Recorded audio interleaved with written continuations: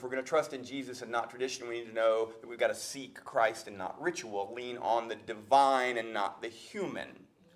So let's build a mental picture of this scene. It's a very large pool of water near the Temple Mount complex. We're in view of the temple. There's a man-made dam at one end that holds the water in. 5 large areas that are covered, that's the porticos, arranged around the pool in kind of a semicircle.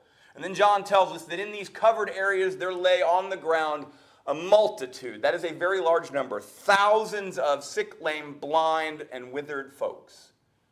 And chances are many of these folks were brought here specifically because of the feast.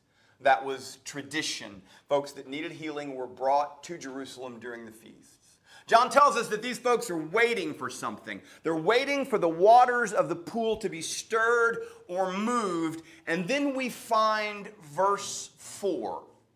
And even when I read it, it sounds different. The grammar's different. The structure's different. It sounds a little bit out of place, a little odd. An angel stirs up the water, and the first person to get in gets healed. And when we think about that in context of the rest of the Bible, that just doesn't sound quite right. So what's going on here?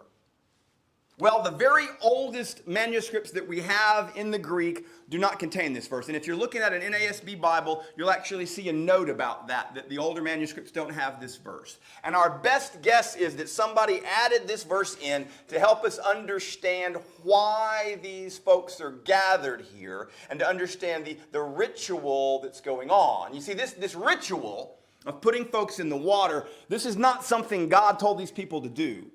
It's not biblical, it's not scriptural, it's not even spiritual, and it is certainly absolutely not mercy. This is folklore based on pagan beliefs from Greeks and Romans. This is a human invention. It is not divine intervention.